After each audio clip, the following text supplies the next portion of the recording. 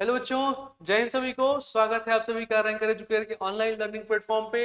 और वापस से हम लोग जुड़ चुके हैं, अपने सीयूटी जर्नी को स्टार्ट कर चुके हैं हम लोग। और इस जर्नी में एक बार फिर से हम आपके सामने हैं, आपके समक्ष है, और उम्मीद कर रहे हैं कि आपकी पढ़ाई काफी अच्छी चल रही होगी। और इससे ज्यादा आप लोग कुछ बहुत ज्यादा वो नहीं कर रहे होंगे, पैनिक नहीं कर रहे होंगे कि क्या करना है, कैसे करना है, क्योंकि अब हमारे लेक्चर्स जो है आपके सामने आपको देखने को मिल रहे हैं। और जो भी क्वेश्चंस हम लोग कर रहे हैं वो आप लोगों को समझ में आ रहे होंगे।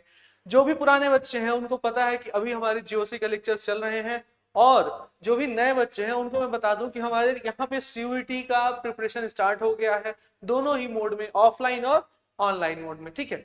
अब यहाँ पे आप लोगों को एक छोटी सी इंफॉर्मेशन है, जो भी नए बच्चे हैं उनको मैं बता दूं कि ऑफलाइन और ऑनलाइन दोनों ही फॉर्मेट में हमारे बैचेस स्टार्ट हो गए हैं। अगर कोई भी क्वेरी है आपको एडमिशन से रिलेटेड, या फिर कोई भी काउंसलिंग से रिलेटेड, या फिर ऐप से रिलेटेड कोई भी क्वेरी है, तो आप इस नंबर पे कांटेक्ट कर सकते हैं। ठीक है। इस नंबर पे कांटेक्ट करके और अपना जो भी प्रॉब्लम है उसको बता सकते हैं एडमिशन के रिगार्डिंग। ठीक है। अब हम बात करते हैं जो हम पढ़ाई कर रहे थे, या फिर जो हम लोग स्टार्ट किए थे इस सीयूटी यूजी के जर्नी में। बेसिकली जो भी नए बच्चे होंगे उनको तो पता ही होगा कि हम केमिस्ट्री डोमेन की बात कर रहे हैं यहाँ पे। और यही सारी चीजें हम लोग डिस्कस कर रहे हैं यहाँ पे। जीओसी के बहुत सारे लेक्चर्स हो गए हैं। बेसिक केमिस्ट्री हम लोगों ने पढ़ा था, फिर जीओसी में हम लोगों ने क्या क्लासिफिकेशन वगैरह देखा था, फिर जीओसी का जो फर्स्ट रिएक्शन मैकेनिज्म है वो हम लोगों ने स्टार्ट किया था। इतनी सारी बातें हो गई, एक रिकेप हो गया आप लोगों के लिए कि नहीं क्या चल रहा है। जो बच्चे डायरेक्ट लेक्चर देखने आ गए हैं, जो पीछे के लेक्चर्स नहीं देखे हैं, उनके लिए इन्फॉर्मेशन है। ठीक है। अगर हम बात करते हैं कि आपको रैंकर एजुकेटर की टीम कैसे हेल्प करेगी, तो यहाँ पे एक ऐप है आपको ऑनलाइन में जो कि मिल जाएगा। इसको स्कैन करेंगे और फिर स्कैन करके आप डाउनलोड करेंगे, और डाउनलोड करके वहां से आप जो भी इनरोलमेंट है वो कर सकते हैं। ठीक है। तो ऑनलाइन और ऑफलाइन दोनों ही मोड में अवेलेबल है रैंकर एजुकेटर आपके लिए। अब हम चलते हैं अपने लेक्चर की तरफ। ठीक है। तो जैसा कि आप लोगों को पता है, हम लोग पहले जो है वो पढ़ चुके हैं, क्या क्या चीजें पढ़ चुके हैं। पहले जो है हम लोग इंटरमीडिएट जो भी था वो पढ़ चुके हैं। कार केटायन कार्बेनाइन जो हम लोग का इंटरमीडिएट होता है वो सारी चीजें पढ़े थे। उसके बाद हम लोगों ने रिएक्शन मैकेनिज्म स्टार्ट किया था। रिएक्शन मैकेनिज्म में हम लोगों ने इलेक्ट्रॉनिक इफेक्ट पढ़ा था। ठीक है। क्या पढ़ा था हम लोगों ने? Electronic effect. और इलेक्ट्रॉनिक इफेक्ट में हम लोगों ने दो भागों में डिवाइड किया था। एक तो था हमारा क्या, एक तो था हमारा परमानेंट, परमानेंट, और दूसरा जो था हमारा टेम्पोररी था। क्या था? टेम्पोररी। ठीक है। Electronic effect. तो यही सारी चीजें हम लोग डिस्कस कर रहे थे लास्ट लेक्चर में। हम लोग आज बहुत अच्छे से डिस्कस कर चुके हैं कि नहीं भाई, कौन कौन से परमानेंट होते हैं और कौन कौन से टेम्पररी होते हैं, और परमानेंट कैसा होता है, टेम्पररी कैसा होता है। तो हाइपर कंजुगेशन की तरफ हम लोग बढ़ चुके हैं। जो हमारा इंडक्टिव इफेक्ट था वो हम लोग कर चुके हैं। परमानेंट में बहुत सारा था। पहला था inductive effect, inductive effect, inductive, hyper conjugation, hyper conjugation. ठीक है। इसके बाद रेजोनेंस, या फिर मेजोमेरिक, रेजोनेंस या फिर मेजोमेरिक। ठीक है। उसके बाद हम लोगों ने एरोमेटिसिटी की बात की थी, एरोमेटिसिटी। ठीक है। और टेम्पोररी में इलेक्ट्रो। ठीक। इतनी सारी बातें हम लोगों ने किया था। अब यहाँ पे इंडक्टिव इफेक्ट के बारे में हम लोगों ने पढ़ लिया है। क्या होता है इंडक्टिव इफेक्ट, लास्ट लेक्चर में हम लोग कर चुके हैं। जो लोग नहीं देखे हैं वो देख करके आएंगे। और उनके एग्जांपल्स हम लोग कर चुके हैं, उनके क्वेश्चंस कर चुके हैं, उनके एप्लीकेशन कर चुके हैं। अभी इस लेक्चर में हमें क्या पढ़ना है? हाइपर कंजुगेशन के बारे में पढ़ना है। किसके बारे में पढ़ना है? Hyper conjugation. ठीक है। क्या होता है हाइपर कंजुगेशन भाई? तो सबसे पहले हमें ये पता है कि ये क्या है, एक इलेक्ट्रॉनिक इफेक्ट है। क्या है?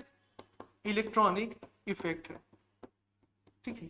ये एक इलेक्ट्रॉनिक इफेक्ट है और परमानेंट इफेक्ट है। कैसा है? परमानेंट इफेक्ट है। Permanent effect. इलेक्ट्रॉनिक इफेक्ट कहने का मतलब क्या है? इलेक्ट्रॉनिक डिस्प्लेसमेंट इफेक्ट है। ठीक है। और ये जो है ऑपरेट्स थ्रू पाई बॉन्ड, इसको हम लोग कह सकते हैं।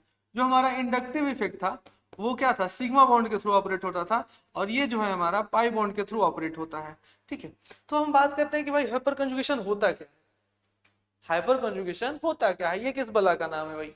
तो थोड़ा सा हमें आइडिया लगे कि चलिए ठीक है, इलेक्ट्रॉनिक इफेक्ट है, मतलब यहाँ पर इलेक्ट्रॉन का डिस्प्लेसमेंट हो रहा होगा, और ये परमानेंट इफेक्ट है, मतलब ये भी परमानेंट होता है, टेम्पररी जैसा कुछ नहीं है। अगर हुआ डिस्प्लेसमेंट तो वो रहेगा, उसमें वापस नहीं आएगा। उसके बाद ये पाई बॉन्ड के थ्रू ऑपरेट करता है, ठीक है। तो अगर हम इसके डिफिनीशन की बात करें, तो डिफिनीशन ये निकल के आता है कि जैसे मान लीजिए यहाँ पे कोई ऐसा ग्रुप लगा हुआ है, ठीक है, और यहाँ पे पॉजिटिव चार्ज है।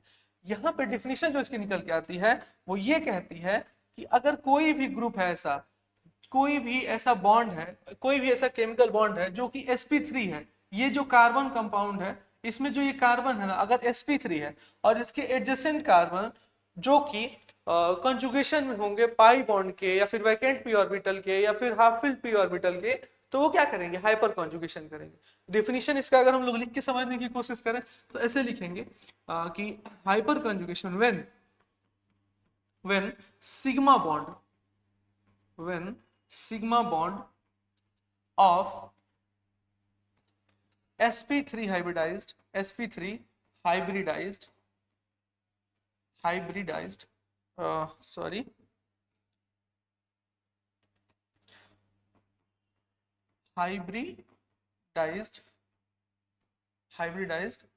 कार्बन एटम, ध्यान दीजिएगा कैसे हम लोग लिख रहे हैं, carbon atom are in conjugation with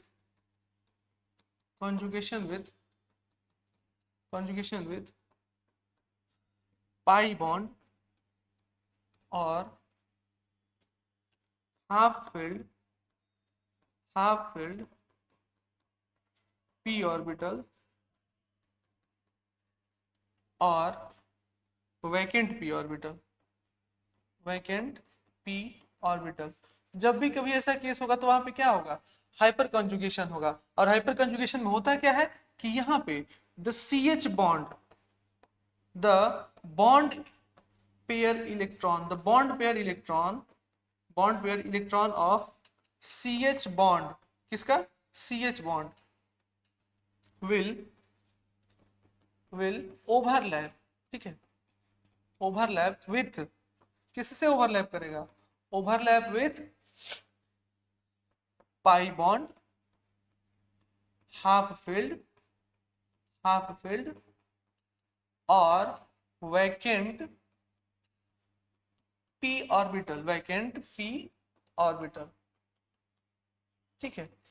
क्या करेगा भाई, अगर कहीं पर भी सिग्मा बॉन्ड है, अब सिग्मा बॉन्ड कैसा है, ये sp3 हाइब्रिडाइज है, कैसा है, sp3 हाइब्रिडाइज है। आप लोग देख रहे हैं यहाँ पे क्या है, ये sp3 हाइब्रिडाइज है, और इसके एडजेसेंट में क्या है, या तो वैकेंट p ऑर्बिटल है, या तो पाई बॉन्ड है, या तो हाफ फिल्ड पाई बॉन्ड है। तो क्या होगा ये जो है, ये बॉन्ड किसके साथ ओवरलैप कर जाएगा, इसके साथ ओवरलैप कर जाएगा, इसके वैकेंट p ऑर्बिटल के साथ ये ओवरलैप कर जाएगा, और ओवरलैप करेगा। इसी फिनोमिना को हम लोग कह देंगे दिस फिनोमिना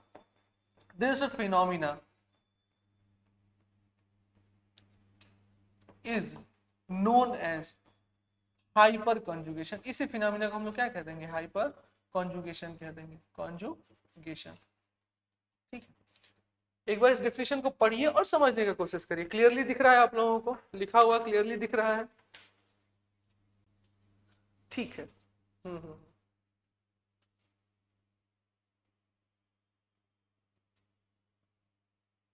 ठीक दिख तो रहा है। When sigma bond of sp3 hybridized carbon atom are in conjugation with pi bond or half filled p orbital और vacant p orbital, ठीक है। अब यहाँ पे क्या होगा, the bond pair electron of CH bond will overlap with pi bond half filled और vacant p orbital, ऐसा कुछ होगा। तो वहां पे हम लोग क्या कह देंगे कि नहीं भाई यहाँ पे हाइपर कंजुगेशन हो रहा है। और ध्यान देने वाली बात यह है कि इसी हाइपर कंजुगेशन को हम लोग एंकीमेरिक इफेक्ट भी कहते हैं। क्या कहते हैं, एंकीमेरिक इफेक्ट भी कहते हैं, एंकीमेरिक इफेक्ट, या फिर बेकर नाथन इफेक्ट, क्या कहते हैं, या फिर ऐसे कह लेंगे यहाँ पे बेकर नाथन इफेक्ट, ठीक है, बेकर नाथन इफेक्ट, इसी को हम लोग कह देते हैं बेकर नाथन इफेक्ट भी कह देते हैं। किसको? हाइपर कंजुगेशन को।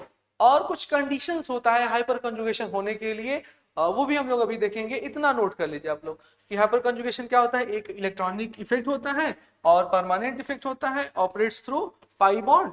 और जो इसका डिफिनीशन है वो ये है कि जब भी कभी यहाँ पे सिग्मा बॉन्ड होगा sp3 के पास, sp3 कार्बन एटम के पास अगर सिग्मा बॉन्ड है तो वो क्या करेगा? ओवरलैप कर जाएगा। किसके साथ? अगर यहाँ पे पाई बॉन्ड है, वैकेंट पी ऑर्बिटल है या फिर हाफ फिल्ड पी ऑर्बिटल है, तो उसके साथ क्या कर जाएगा? ओवरलैप कर जाएगा। देख पा रहे हैं आप लोग? ये ओवरलैप कर जाता है। कैसे करता है उसको अभी हम लोग देखेंगे। इतना हो गया आप लोगों के साथ, इतना कर लिए, डिफिनीशन हो गया, ठीक है। तो यहाँ पे हम समझने की कोशिश करते हैं कि भाई होता क्या है हाइपर कंजुगेशन, और हाइपर कंजुगेशन को हम लोग अच्छे से समझने की कोशिश करेंगे। तो जो हाइपर कंजुगेशन होता है, हाइपर कंजुगेशन, थोड़ा सा अच्छा कलर ले लेते हैं आप लोगों के लिए। हाइपर कंजुगेशन, हाइपर कंजुगेशन, इसी को हम लोग क्या कहते रहे हैं? इसी को हम लोग कहते रहे हैं एंकीमेरिक इफेक्ट भी कहते रहे हैं, एंकीमेरिक इफेक्ट। और साथ में इसको हम लोग क्या कहते रहे हैं? बेकर नाथन इफेक्ट भी कहते रहे हैं, बेकर नाथन इफेक्ट, ठीक है, बेकर नाथन इफेक्ट। अब दो टर्म हमको मिल गया, एक एंकीमेरिक इफेक्ट और बेकर नाथन इफेक्ट। तो इसको तो एकदम इंपॉर्टेंट मान लेंगे, कहीं भी पूछ सकता है। उसके बाद जो हाइपर कंजुगेशन होता है, इसके लिए एक नोट है। क्या नोट है? नोट ये है कि there must be alpha hydrogen for hyper conjugation. Hyper conjugation तभी होगा, हाइपर कंजुगेशन तभी होगा, हाइपर कंजुगेशन तभी होगा जब वहां पे अल्फा हाइड्रोजन होंगे, ठीक है। क्या होगा? Alpha hydrogen, right. तो यहाँ पे इस केस में क्या हमने बताया कि there must be alpha hydrogen. अब अल्फा हाइड्रोजन क्या होता है?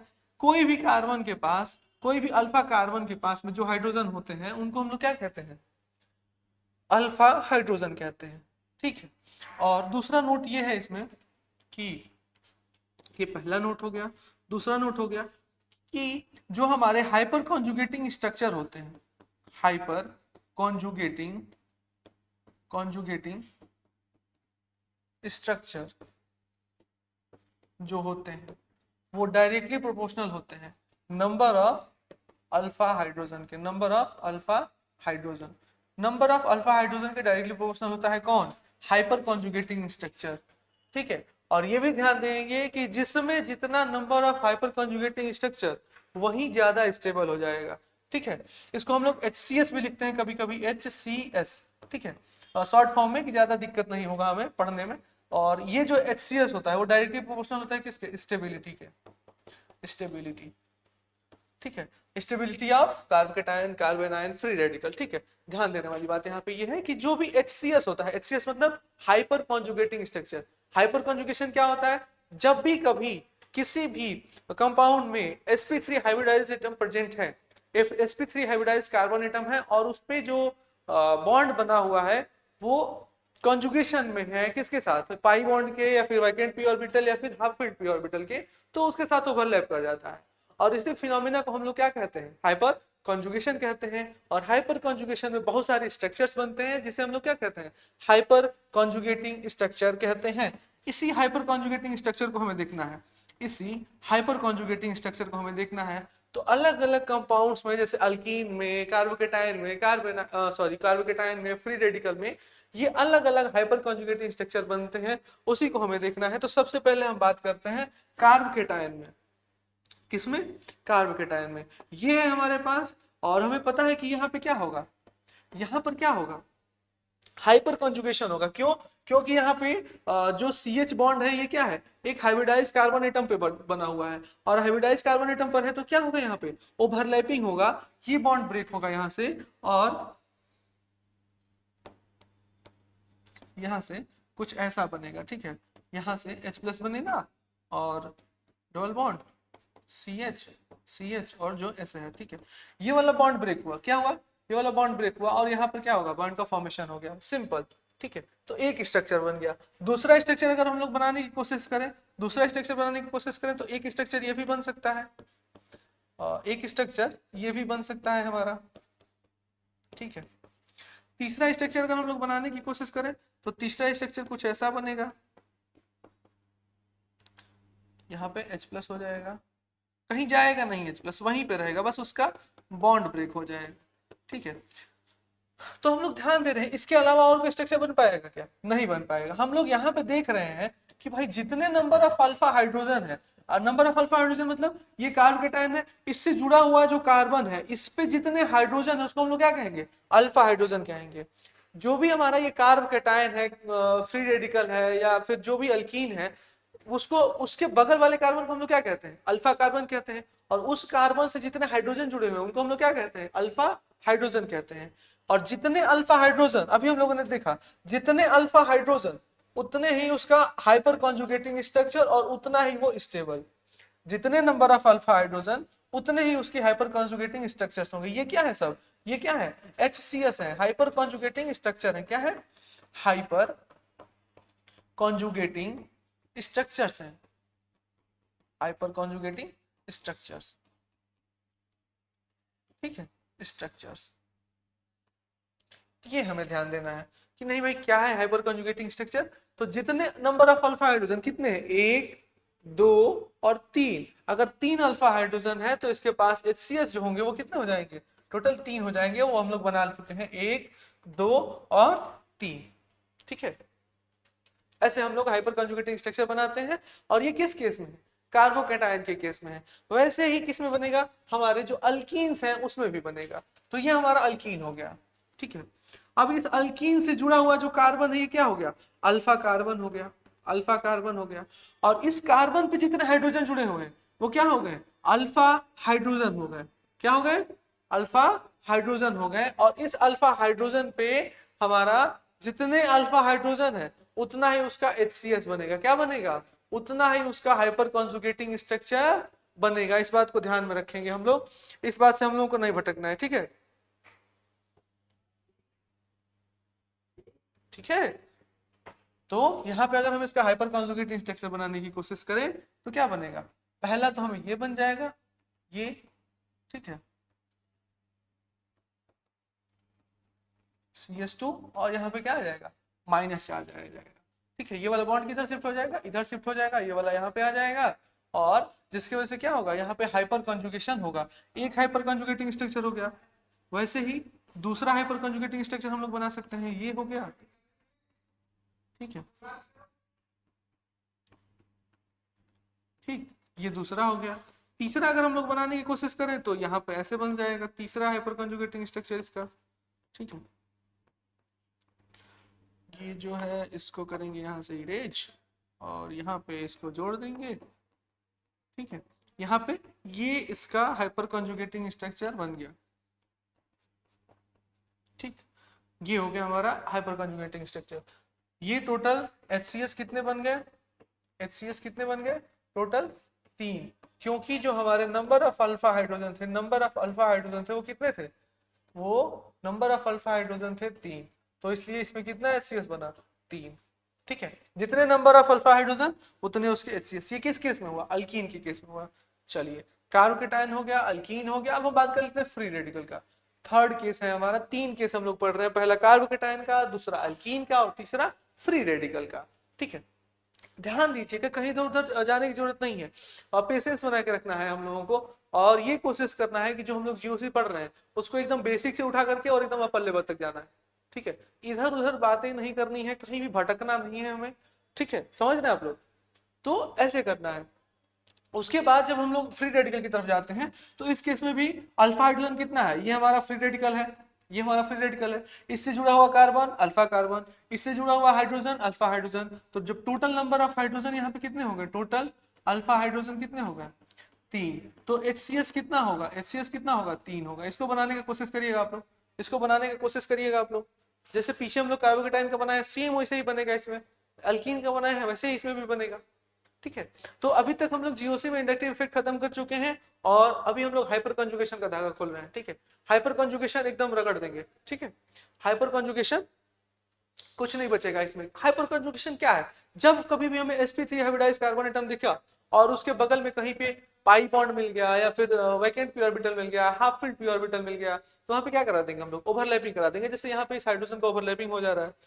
ठीक है, यहाँ पे इस हाइड्रोजन का ओवरलैपिंग हो जा रहा है और यहाँ पे ये बॉन्ड बना ले रहा है। ठीक है, तो ऐसे ही करना है हमें। तो ये हो गया फ्री रेडिकल का। एक मैं बना दे रहा हूँ, बाकी आप लोग बनाइएगा। एक मैं बना दे रहा हूँ भाई, एक मैं बना दे रहा हूं। ठीक है, ये एक हो गया HCS हाइपर कॉन्जुगेटिंग स्ट्रक्चर। ऐसे ही करके टोटल कितने बनेंगे? 3 बनेंगे। ठीक है, चलिए अच्छा, ये थोड़ा सा यहाँ पे केस 3 खत्म हो गया। इसके बाद जो आया है हमारा आइसोवैलेंट हाइपर कंजुगेशन। अभी तक हम लोग जो हाइपर कंजुगेशन पढ़ रहे थे, तो हाइपर कंजुगेशन हम लोग पढ़ लिए, उसके बाद केस पढ़ लिए कि किन किन केसों में, किन किन केसेस में हाइपर कंजुगेशन होगा। तो वो कार्बोकेटाइन में हो रहा था, अल्कीन में हो रहा था, फ्री रेडिकल में हो रहा था। अब यहाँ पे जो हमें देखने को मिल रहा है वो एक टाइप ऑफ हाइपर कंजुगेशन है। अगर हम लोग कह लेंगे इसको कि टाइप कह लेंगे किसका? हाइपर कंजुगेशन का। आइसोवैलेंट टाइप है। और दूसरा क्या होगा? दूसरा क्या होगा? सैक्रिफिशियल होगा। ठीक है, अब ये दोनों क्या होते हैं? सैक्रिफिशियल और आइसोवैलेंट क्या होते हैं? तो यहाँ पे ज्यादा कुछ फर्क नहीं है। अगर हम इसका HCS बनाने की कोशिश करें, क्या बनाने की कोशिश करें? HCS hyper conjugating structure. इसका हम लोग अगर बनाएंगे तो कैसे बनेगा? HC double bond C। ठीक है, और यहाँ पे H+। ठीक है, तो यहाँ पे अगर हम लोग देख रहे हैं तो टोटल नंबर ऑफ बॉन्ड कितने बन रहे हैं यहाँ पे? Total number of bond 2, 1, 3, 1, 4, 5, 6। Total number of bond, number of bond कितना है? 6 है। यहाँ पे टोटल नंबर ऑफ बॉन्ड कितने हैं? 1, 2, 3, 4, 5 और 6। यहाँ पर भी कितना है? टोटल नंबर ऑफ बॉन्ड यहाँ पर भी कितना है? 6। तो जब भी कभी पहले स्ट्रक्चर में जो हमारे पास है और जो हम HCS बना रहे हैं, दोनों में अगर नंबर ऑफ बॉन्ड सेम हो रहा है तो उसको हम लोग क्या कहेंगे? आइसोवैलेंट हाइपर कंजुगेशन। मतलब ऐसा हाइपर कंजुगेशन जहां पर नंबर ऑफ बॉन्ड सेम हो रहे हैं, ना घट रहा है ना बढ़ रहा है, उसको हम लोग क्या कहेंगे? आइसोवैलेंट हाइपर कंजुगेशन कहेंगे। बात समझ में आई कि नहीं? ठीक है, यहाँ पे कितने बॉन्ड है? टोटल 6 बॉन्ड है इस स्ट्रक्चर में। अगर उसका हम लोग हाइपर कंजुगेटिंग स्ट्रक्चर बनाए, उसमें भी 6 बॉन्ड है, तो इसको हम लोग क्या कहेंगे? आइसोवैलेंट हाइपर कंजुगेशन कहेंगे। दूसरा केस जो है हमारा वो है सैक्रिफिशियल हाइपर कंजुगेशन। सैक्रिफाइस समझ रहे हैं? मतलब कोई ना कोई एक सेक्रीफाइस कर रहा होगा वहां पे, कोई ना कोई एक बॉन्ड गायब हो रहा होगा। 1, 2, 3 जितना भी गायब तो हो रहे होंगे, कमी हो रही होगी, सेक्रीफाइस कर रहे होंगे वो कहीं ना कहीं। ठीक है, तो ये हो गया हमारा मेन स्ट्रक्चर, ये हो गया हमारा कंपाउंड। अगर इसका हम लोग HCS बनाने की कोशिश करें, क्या बनाने करें? HCS हाइपर कॉन्जुगेटिंग स्ट्रक्चर, तो पहले हम लोग बना चुके हैं। ठीक है, ये ऐसे H+ हो जाएगा। अगर हम लोग बॉन्ड की बात करें तो यहाँ पे डबल बॉन्ड, उसके बाद H CH2। ठीक है, माइनस। अब यहाँ पे अगर हम देख रहे हैं तो टोटल बॉन्ड की अगर बात करें तो 2, 2, 4, 5, 6, 7, 8, 9। टोटल नंबर ऑफ बॉन्ड कितने हो गए? नंबर ऑफ बॉन्ड, तो यहाँ पे जो नंबर ऑफ बॉन्ड हुए वो 9 हुए। अगर ये भी 9 हो जाता तो क्या हो जाता? आइसोवैलेंट। लेकिन यहाँ पे टोटल नंबर ऑफ बॉन्ड कितने हैं? 1, 2, 3, 4, 5, 6 और 2, 8। ठीक है, तो यहाँ पे जो नंबर ऑफ बॉन्ड हो रहे हैं बाबू, नंबर ऑफ बॉन्ड्स वो कितने हो रहे हैं? वो कितने हो रहे हैं? 8 हो रहा है। ठीक है, तो यहाँ पे एक बॉन्ड कम हो गया। पहले हमारे पास 9 बॉन्ड था। ठीक है, अब बॉन्ड में ये सिग्मा और पाई दोनों ही हम लोग देखेंगे, सिग्मा और पाई दोनों ही, सिग्मा और पाई दोनों ही। ठीक है, तो यहाँ पे 9 बॉन्ड्स थे और यहाँ पे कितने हो गया? 8 बॉन्ड हो गया। अब यहाँ पे एक बॉन्ड सेक्रीफाइस हुआ, एक बॉन्ड सेक्रीफाइस हुआ। अगर पीछे हम लोग देखें तो दोनों में 6-6 था, दोनों में 6-6 है, तो ये क्या हो गया? आइसोवैलेंट हो गया। इनमें कोई परिवर्तन नहीं आ रहा है, तो ये क्या हो गया? आइसोवैलेंट। अगर यहाँ पे 9 और 8 हो गया, मतलब एक बॉन्ड वहां पे क्या हो गया? सेक्रीफाइस हो गया, और सेक्रीफाइस होने की वजह से उसको हम लोग क्या कह दे रहे हैं? सैक्रिफाइशियल हाइपर कंजुगेशन कह दे रहे हैं। तो 2 प्रकार का हमें हाइपर कंजुगेशन देखने को मिल गया। पहले हम लोगों ने क्या सीखा? हाइपर कंजुगेशन क्या होता है, हाइपर कंजुगेशन कैसा होता है। ठीक है, हाइपर कंजुगेशन एक इलेक्ट्रॉनिक डिस्प्लेसमेंट इफेक्ट है, ऑपरेट्स थ्रू पाई बॉन्ड, उसके बाद हम लोगों ने देखा कि इसमें जो केस होते हैं कि किस किस केस में हाइपर कंजुगेशन होगा, डेफिनेशन हम उन्होंने देखा हाइपर कंजुगेशन का। उसके बाद दो टाइप के हाइपर कंजुगेशन हमें देखने को मिले, पहला जिसमें बॉन्ड सेम रह रहा है हाइपर कंजुगेटिंग स्ट्रक्चर में, और दूसरा जिसमें बॉन्ड कम हो जा रहा है, उसको हम लोग क्या कह दे रहे हैं, सैक्रिफिशियल हाइपर कंजुगेशन कह दे रहे हैं। इतनी बात समझ में आई? पहले हम लोग पढ़ चुके हैं, एक बार मैं फिर से रिवाइज कर दे रहा हूं। क्या चीज कि अगर हाइपर कंजुगेटिंग स्ट्रक्चर निकालना है तो जितने नंबर ऑफ अल्फा हाइड्रोजन उतने number of hyper conjugating structure, और जितने number of hyper conjugating structure उतने ही क्या हो जाएंगे, उसकी स्टेबिलिटी ज्यादा हो जाएगी। यहां पे ऐसे हम लोग लिख सकते हैं कि number of alpha hydrogen, number of alpha hydrogen directly proportional to HCS। HCS क्या है बाबू, हाइपर कॉन्जुगेटिंग स्ट्रक्चर, आप लोग अच्छे से लिख लेंगे। और ये डायरेक्टली प्रोपोर्शनल होगा किसके, स्टेबिलिटी के, स्टेबिलिटी के, वो चाहे कार्बोकेटायन का हो, चाहे वो कार्बोनाइन का हो, चाहे वो फ्री रेडिकल का हो, चाहे वो अल्कीन का हो, ठीक है, चाहे वो अल्कीन का हो, सबका ही स्टेबिलिटी डायरेक्टली प्रोपोर्शनल होगा नंबर ऑफ अल्फा हाइड्रोजन की। इस बात को हम लोग ध्यान में रखेंगे, ठीक। तो हाइपर कंजुगेशन छोटा सा टॉपिक था, यहीं तक था, ज्यादा कुछ इसमें है क्या, नहीं। क्या होता है हाइपर कंजुगेशन, हम लोग पहले देख चुके हैं कि वहां पे अगर कहीं पर भी हाइपर कंजुगेशन होगा जहां पर sp3 हाइब्रिडाइज्ड कार्बन एटम है और उसके पास अल्फा हाइड्रोजन है, नोट में हम लोगों ने क्या लिखा है कि there must be alpha hydrogen, कहां गया, हाँ, there must be alpha hydrogen, इसको तो एकदम इंपॉर्टेंट कर देंगे। अल्फा हाइड्रोजन नहीं है तो हाइपर कंजुगेशन एकदम मतलब क्या ही कहें, ठीक है, फॉर हाइपर कंजुगेशन। उसके बाद क्या है, hyper conjugating structure directly proportional to number of alpha hydrogen. उससे पहले हम लोगों ने देखा था कि ये इलेक्ट्रॉनिक इफेक्ट होता है, परमानेंट इफेक्ट होता है और operates through pi bond. Anchimeric effect भी कहते हैं, ये जनरली क्वेश्चन पूछ देता है, तो ये भी हम लोग देख लिए। और कुछ बचा क्या इसमें, नहीं। तो हाइपर कंजुगेशन हो गया, तीनों चीजें समझ में आई, तीनों केस समझ में आया, केस तीनों समझ में आया, कार्बोकेटाइन का, अल्कीन का और फ्री रेडिकल का। उसके बाद हम लोगों ने छोटा छोटा दो टाइप देखा, एक आइसोवेलेंट और दूसरा सैक्रिफिशियल। आइसोवेलेंट में हाइपर कंजुगेटेड स्ट्रक्चर जितने भी बनेंगे उनका नंबर ऑफ बॉन्ड सेम होगा, और सैक्रिफिशियल में नंबर ऑफ बॉन्ड कम हो जाएगा, जितना कम हो जाएगा, ठीक है। तो ये हो गया हमारा hyper conjugation.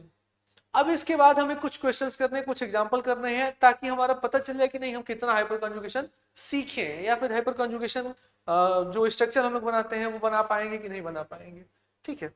Find total number of hyper conjugation.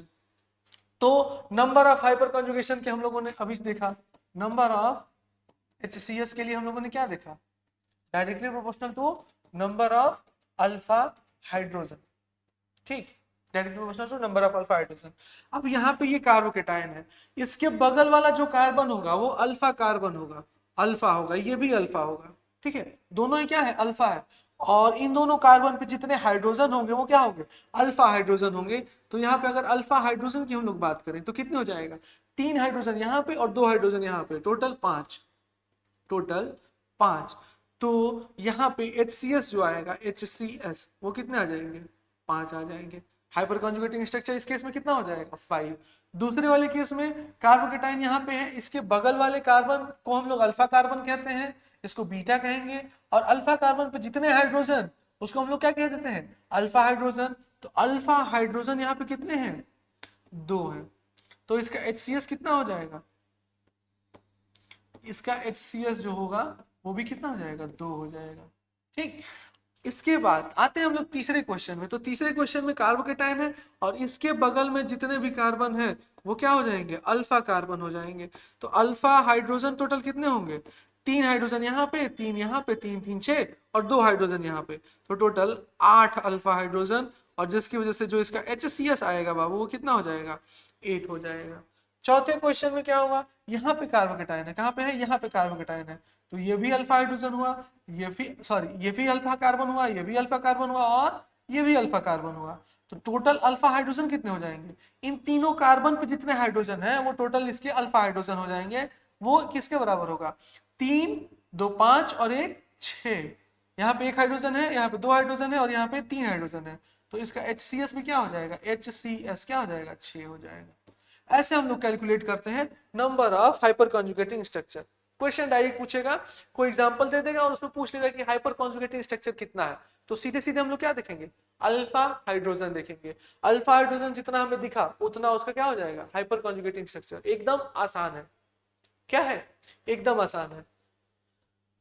ठीक है, कर लेंगे इतना। चलिए तो अब कुछ दूसरे टाइप के क्वेश्चन हम लोग करेंगे। हाइपर कॉन्जुगेटिव स्ट्रक्चर निकाल लिए हम लोग, इसमें क्या बताना है भाई,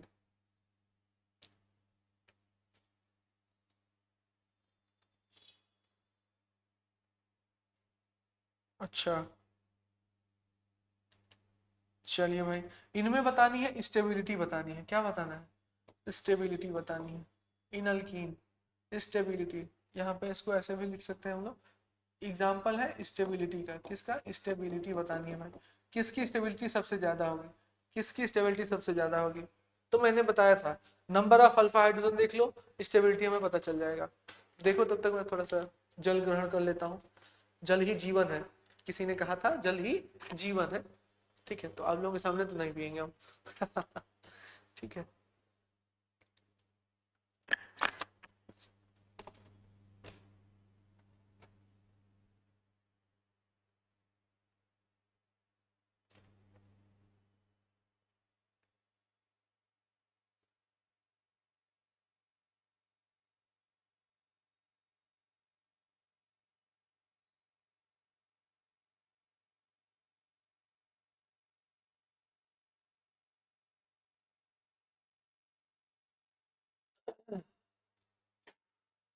ठीक है,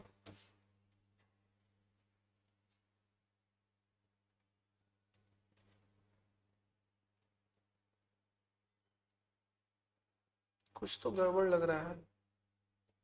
to compare stability of alkene, अच्छा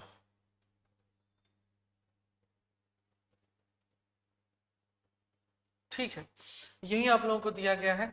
इसमें क्या कंपेयर करना है, स्टेबिलिटी कंपेयर कर लीजिए, या फिर इसका number of alpha hydrogen compare कर लीजिए, या फिर number of hyper conjugating structure compare कर लीजिए। तो हमारे पास ये है, हमारे पास एक अल्कीन हमारा है। अब इसके लिए अल्फा कार्बन क्या होगा, ये होगा। ये है हमारे पास अल्कीन, इसके लिए अल्फा कार्बन क्या होगा, ये भी होगा, ये भी होगा और ये भी होगा। ये है हमारे पास अल्कीन, इसके लिए अल्फा कार्बन क्या होगा, ये होगा, ये होगा और ये होगा। अब हम अल्फा हाइड्रोजन कैलकुलेट करते हैं। अल्फा हाइड्रोजन इसमें कितना होगा, 2। HCS कितना होगा, HCS कितना हो जाएगा, 2। ठीक है, इसमें अल्फा हाइड्रोजन कितना होगा, 3 3 6 और 3 9। HCS कितना हो जाएगा, HCS कितना हो जाएगा, 9। यहाँ पे कितना है, 3 3 6 और 3 9, तो इसका भी कितना हो जाएगा। ठीक है, अल्फा हाइड्रोजन कितना हो जाएगा, इसका भी 9 हो जाएगा और इसका HCS हो जाएगा 9। ठीक, तो जो इसकी स्टेबिलिटी आएगी इन दोनों की सिमिलर होगी और इसकी सबसे कम होगी, इसकी स्टेबिलिटी सबसे कम होगी। बेसिकली हमको लग रहा है इसमें HCS कैलकुलेट करना था, क्या कैलकुलेट करना था, HCS कैलकुलेट करना था। ठीक है, कोई बात नहीं, हम लोग जैसे HCS निकालते हैं वैसे ही तो स्टेबिलिटी भी निकालते हैं, जिसका HCS ज्यादा उसकी स्टेबिलिटी ज्यादा है। तो इन दोनों के HCS सिमिलर आ गए तो इन दोनों की स्टेबिलिटी सिमिलर हो जाएगी, और इसका जो हमारा हाइपर कॉन्जुगेटिंग स्ट्रक्चर है वो सबसे कम है, तो उसकी स्टेबिलिटी सबसे कम हो जाएगी। ठीक है, उसकी स्टेबिलिटी सबसे कम हो जाएगी।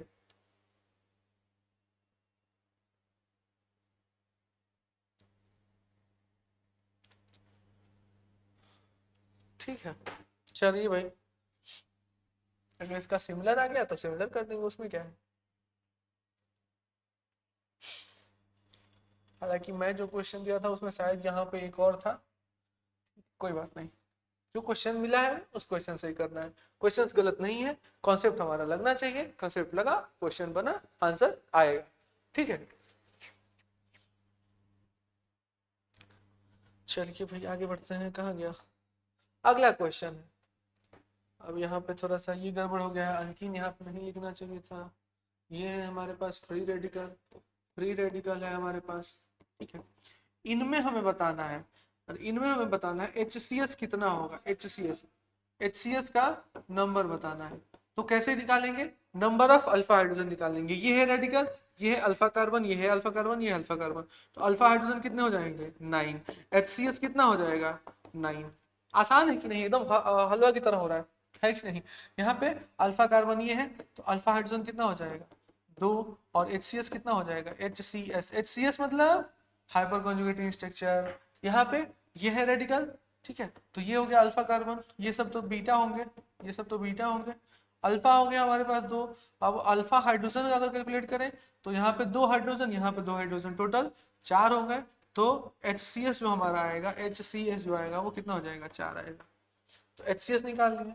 अगर हम स्टेबिलिटी की बात करें तो सबसे ज्यादा स्टेबल 1 वाला होगा, उसके बाद 3 वाला होगा, उसके बाद 2 वाला होगा। ठीक है, ये हो जाएगी हमारी स्टेबिलिटी। क्यों हो रही है? क्योंकि हम लोग देख रहे हैं नंबर ऑफ अल्फा हाइड्रोजन, और यही हम लोग देखते हैं हाइपर कंजुगेशन में।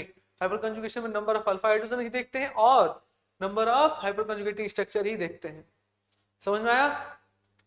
मुद्दा क्लियर हुआ? एकदम आहिस्ता आहिस्ता, धीरे धीरे। चलिए आगे बढ़ते हैं। To compare stability of carbocation. चलिए भाई, स्टेबिलिटी के लिए हम लोग आगे बात करने लगे। तो स्टेबिलिटी के लिए भी हम लोग क्या देखते हैं? नंबर ऑफ अल्फा हाइड्रोजन ही देखते हैं। थोड़ा सा समय दे रहे हैं आपको हम, कैसे करना है बता दे रहे हैं कि ये जो है कार्बोकेटायन, यहाँ पे alpha carbon alpha carbon alpha carbon, ये भी अल्फा कार्बन, ये भी अल्फा कार्बन, यहाँ पर जो होगा वो ये अल्फा कार्बन होगा और ये अल्फा कार्बन होगा। ठीक है, उसके बाद यहाँ पे ये अल्फा कार्बन होगा, यहाँ पे ये अल्फा कार्बन होगा, और ये भी अल्फा कार्बन होगा, ये भी अल्फा कार्बन। चलिए, अल्फा कार्बन का मैंने हिंट दे दिया, अब आप लोग करिए आसानी से, एकदम आसानी से।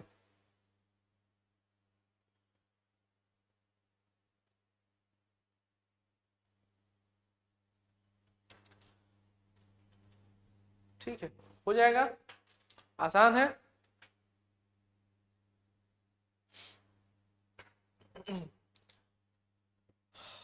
चलिए भाई, थोड़ा सा पेन को छोटा कर लेते हैं। ठीक है, देखिए यहाँ पे अगर हम लोग बात करते हैं अल्फा हाइड्रोजन की, किसकी? अल्फा हाइड्रोजन की। तो जो हमारा अल्फा हाइड्रोजन आएगा वो कितना आएगा? 3 3 6 और 3 9। 3 हमारे पास अल्फा कार्बन है और तीनों के पास 3 3 हाइड्रोजन है, तो टोटल 9 आ गया। और HCS की अगर हम लोग बात कर लेते हैं धीरे से सी में, तो HCS में क्या हो जाएगा? 9 हो जाएगा। ठीक, उसके बाद अगर हम बात करते हैं इस केस में, तो यहाँ पे अल्फा हाइड्रोजन जो है वो कितना है? अल्फा हाइड्रोजन वो कितना है? 2 अल्फा कार्बन है और दोनों के पास 3 3 हाइड्रोजन, तो 6। HCS कितना हो जाएगा? HCS कितना हो जाएगा? 6। ठीक है, इस केस में अगर हम लोग बात करते हैं तो यहाँ पर भी अल्फा कार्बन कितना है? 2 है, लेकिन अल्फा हाइड्रोजन कितना हो जाएगा? इसके पास 3 हाइड्रोजन, इसके पास 2 हाइड्रोजन, तो टोटल 5। और जो अगर हम लोग HCS की बात कर लिए बीच में इसी में, तो क्या हो जाएगा? HCS भी क्या हो जाएगा? 5 हो जाएगा। तो यहाँ पे सबसे ज्यादा अल्फा हाइड्रोजन किसका? इसका, उसके बाद इसका, उसके बाद इसका। तो जो स्टेबिलिटी आएगी कहीं ना कहीं बाबू, कहीं ना कहीं जो स्टेबिलिटी होगी वो इसकी सबसे ज्यादा होगी, उसके बाद इसका होगा, और सबसे लास्ट में जो स्टेबिलिटी होगी वो इसकी होगी, क्योंकि नंबर ऑफ अल्फा हाइड्रोजन इसका ज्यादा है। समझ पा रहे हैं? वैसे ही इस केस में अगर हम लोग बात करें तो नंबर ऑफ अल्फा हाइड्रोजन कितना हो जा रहा है यहाँ पे? 3 और 2 5। HCS कितना हो जाएगा? HCS 5। ठीक है, यहाँ पे कितना है? 3 और 2 5, अल्फा हाइड्रोजन 5। ठीक है, तो HCS कितना हो जाएगा? HCS कितना हो जाएगा? 5 हो जाएगा। ठीक है,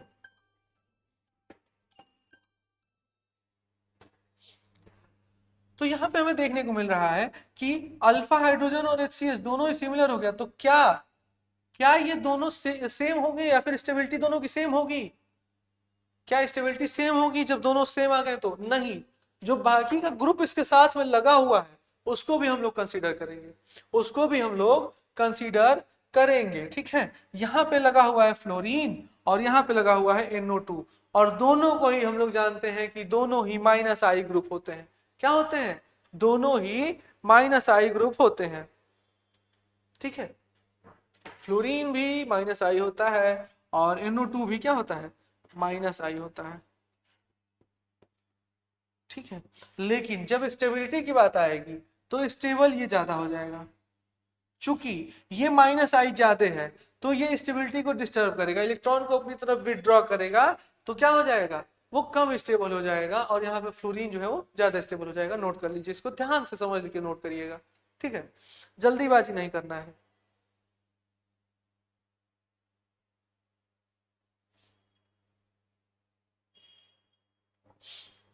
ठीक है, ऐसे मजेदार क्वेश्चन आ गया भाई, बहुत मजेदार क्वेश्चन था ये। मतलब हाइपर कंजुगेशन सिर्फ लगाए तो नहीं होगा ये सवाल, इसमें इंडक्टिव इफेक्ट भी आ गया। अब हम लोग इंडक्टिव इफेक्ट अगर पढ़े हैं पहले से तो हमें पता है कि NO2 और फ्लोरीन दोनों ही क्या होते हैं, इंडक्टिव इफेक्ट होते हैं। इंडक्टिव इफेक्ट शो करते हैं कौन सा, -I, कौन सा, तो -I शो करते हैं। और अगर -I शो कर रहे हैं तो अब उसमें हम लोग क्या देखेंगे, DNP देखेंगे, डिस्टेंस नंबर और पावर। डिस्टेंस और नंबर सेम है, पावर में वो ज्यादा हो जा रहा है, इस वजह से उसका -I बढ़ जा रहा है, और -I क्या कर रहा है, डिस्टेबलाइज कर देगा और कार्बोकेटाइन को, जिसके कि उसकी स्टेबिलिटी कम हो जाएगी और इसकी स्टेबिलिटी ज्यादा हो जाएगी। चलिए, फ्री रेडिकल की स्टेबिलिटी कंपेयर करनी है हमें, क्या करनी है, फ्री रेडिकल की स्टेबिलिटी कंपेयर करनी है। चलिए भाई, यहाँ पे फ्री रेडिकल है अल्फा कार्बन, तो ये हो गया, ठीक है, अल्फा कार्बन तो ये हो गया, ठीक है।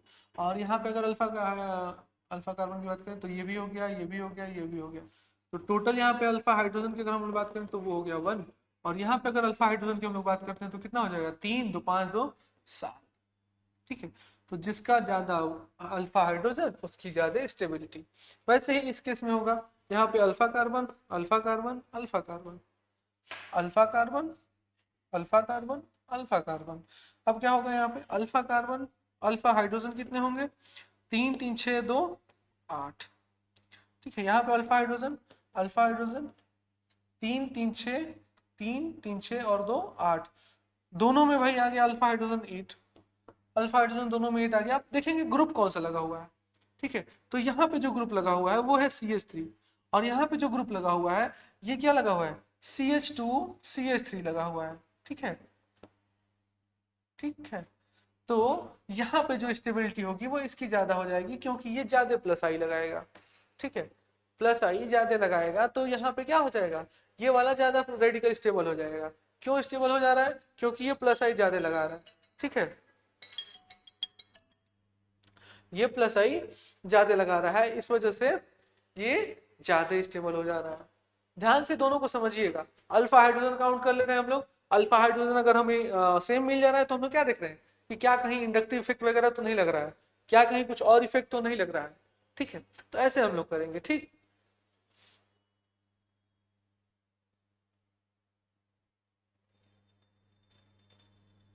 चलिए भाई,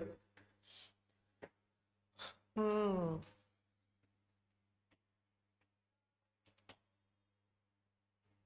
ये हो गया, समझ में आ गया ना, इंडक्टिव इफेक्ट लगा है तो जिसकी वजह से क्या हो गया है, वो ज्यादा स्टेबल हो गया। उसके बाद अगर हम कंपेयर करते हैं स्टेबिलिटी किसका, अल्कीन का। अभी तक हम लोग क्या कर रहे थे, फ्री रेडिकल का और कार्बोकेटाइन का। अब हम लोग किसका कंपेयर करेंगे, अल्कीन का कंपेयर करेंगे। तो जिसमें अल्कीन में भी क्या देखेंगे हम लोग, नंबर ऑफ अल्फा हाइड्रोजन से ही हम लोग कैलकुलेट करेंगे, ठीक है, नंबर ऑफ अल्फा हाइड्रोजन से ही कैलकुलेट करेंगे। तो यहाँ पे अगर हम लोग देख रहे हैं नंबर ऑफ अल्फा कार्बन ये है, ठीक है। अल्कीन से जितने जुड़े हुए नंबर ऑफ कार्बन है उनको हम लोग क्या कहते हैं, अल्कीन से जितने जुड़े हुए कार्बन है उनको हम लोग क्या कहेंगे, अल्फा कार्बन कहेंगे। तो ये भी अल्फा कार्बन हो गया, ये भी अल्फा कार्बन हो गया, ये भी अल्फा कार्बन, ये भी अल्फा कार्बन, ये भी अल्फा कार्बन हो गया, ठीक है। अब अल्फा हाइड्रोजन की अगर हम लोग बात कर लें, अल्फा हाइड्रोजन इसमें केस में कितना होगा, 3 3 6 और 6 12। चलिए भाई, इसमें कितना आया, 3 3 6 और 3 9, अल्फा हाइड्रोजन 9 आ गया, ठीक। और यहाँ पे जो अल्फा हाइड्रोजन आया है बाबू वो कितना आया है, 3 और 3 6 आया है, ठीक है। अल्कीन से जुड़े हुए जितने भी कार्बन है उसको हम लोग क्या कहेंगे, अल्फा कार्बन कहेंगे। और ये हमारी अल्फा हाइड्रोजन की संख्या हमें मिल गई, जिसमें देखने को मिल रहा है कि इसके अल्फा हाइड्रोजन की संख्या सबसे ज्यादा, तो ये सबसे ज्यादा स्टेबल, उसके बाद ये सबसे ज्यादा स्टेबल, और लास्ट में ये सबसे ज्यादा कम स्टेबल होगा, ठीक है। अब हम इसमें करते हैं, तो ये हो गया हमारा अल्कीन, ये हो गया हमारा अल्कीन, और ये भी है हमारा अल्कीन। ये हो गया अल्फा कार्बन, ये alpha carbon, alpha carbon, alpha carbon, alpha carbon, alpha carbon. एकदम आसानी से हम धीरे धीरे करते जा रहे हैं, स्टेप बाय स्टेप। इसे उड़ा के हम बता सकते थे कि इसमें डायरेक्ट इतना अल्फा हाइड्रोजन होगा, कैसे कैलकुलेट करते हैं वो भी हमें सीखना है ना, अभी तो स्टार्टिंग चल रहा है, अभी तो हम लोग एकदम लर्निंग फेज में है। ठीक है, तो 3 और 3 6 अल्फा हाइड्रोजन, यहाँ पे कितना हो जाएगा अल्फा हाइड्रोजन, यहाँ पर भी 3 और 3 6 अल्फा हाइड्रोजन, यहाँ पर भी कितना हो रहा है 3 और 3 अल्फा हाइड्रोजन, 6 हो गया भाई, हर जगह सेम हो गया। तब क्या है, कोई ग्रुप लगा हुआ है क्या, CH3 CH3 CH3 CH3 CH3 CH3। अच्छा, तो अब हम देखेंगे कि कुछ और खेल हो रहा है यहाँ पे, कुछ और खेल हो रहा है। खेल को पकड़ने के लिए हम लोग क्या करेंगे, थोड़ा सा दिमाग लगाएंगे कि कौन सा खेला हो गया है यहाँ पे। अल्फा हाइड्रोजन तो सेम है, कोई ग्रुप लगा है क्या, इंडक्टिव इफेक्ट नहीं लग रहा है, सेम है सब में। अच्छा, इनके स्ट्रक्चर में चेंजिंग है भाई, ध्यान से देखिए, ये जो है ट्रांस है और ये जो है सिस है, और ये जो है इनको हम लोग क्या कहते हैं, आइसो कह देते हैं। आइसो ब्यूटीन है, ट्रांस ब्यूटीन है और सिस ब्यूटीन है, trans to butene, sis to butene. चलिए भाई, ये भी एक मजेदार क्वेश्चन मिल गया हमें, सिस ट्रांस और आइसो का सवाल मिल गया। तो इसमें सबसे ज्यादा जो स्टेबल होता है बाबू, सबसे ज्यादा स्टेबल आइसो होता है, उसके बाद ट्रांस होता है, उसके बाद सिस होता है। यहाँ पे ऐसे डब्बा बना करके लिख लेंगे ध्यान से कि सबसे ज्यादा आइसो स्टेबल होता है, उसके बाद ट्रांस स्टेबल होता है, अल्कीन के केस में हाइपर कंजुगेशन जब हम लोग कैलकुलेट करेंगे तो, और उसके बाद सबसे कम सिस होता है। चलिए, ये भी एक मजेदार क्वेश्चन मिल गया भाई हमें, ये ध्यान देने वाला क्वेश्चन था, बहुत शानदार, शानदार, जबरदस्त, जिंदाबाद। ठीक है, चलिए, सबसे ज्यादा आइसो, उसके बाद ट्रांस और उसके बाद सिस। चलिए,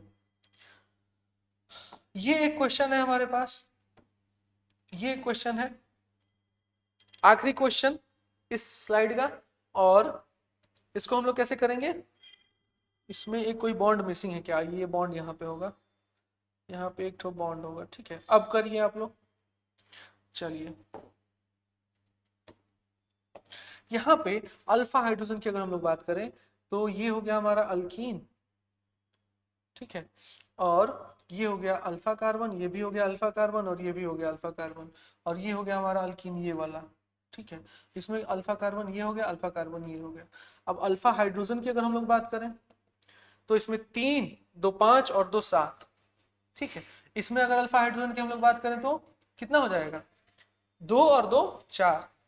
देख रहे हैं आप लोग, देख रहे हैं कैसे बदनामी हो गया ये। ठीक है, देख रहे हैं, यहाँ पे धीरे से अपना एक बॉन्ड इधर कर दिया, अंदर कर दिया, और ये ज्यादा स्टेबल हो गया। क्यों, क्योंकि इसका अल्फा हाइड्रोजन की संख्या बढ़ गई। इसको हम लोग क्या कहते हैं, एक्सोसाइक्लिक कहते हैं, इसको हम लोग क्या कहते हैं, इंडोसाइक्लिक कहते हैं। ये अपना बॉन्ड को क्या कर दिया, अंदर शिफ्ट कर दिया, अंदर शिफ्ट कर दिया, जिससे क्या हो गया, इंडोसाइक्लिक हो गया, और इसका अल्फा हाइड्रोजन की संख्या बढ़ गया। बढ़ करके अल्फा हाइड्रोजन की संख्या कितना हो गया, 7 हो गया, 7 हो गया अल्फा हाइड्रोजन का बढ़ करके संख्या, और यहाँ पे 4 का 4 ही रह गया, जिससे कि ये ज्यादा स्टेबल हो गया। ठीक है, तो ऐसे हम लोग स्टेबिलिटी कैलकुलेट करेंगे और देखेंगे कि कौन ज्यादा स्टेबल है। इसके बाद अगर हम क्वेश्चन की बात करें, अच्छा खत्म हो गया। चलिए, तो हाइपर कंजुगेशन का जो खेल था वो यहीं तक था। क्या होता है हाइपर कंजुगेशन हम लोगों ने देखा, कैसे हम लोग उसको देखते हैं, लाइक केसेस क्या क्या थे, कार्बोकैटायन का, फ्री रेडिकल का, फिर हम लोगों ने अल्कीन का, फिर इन तीनों की स्टेबिलिटी भी हम लोगों ने चेक की।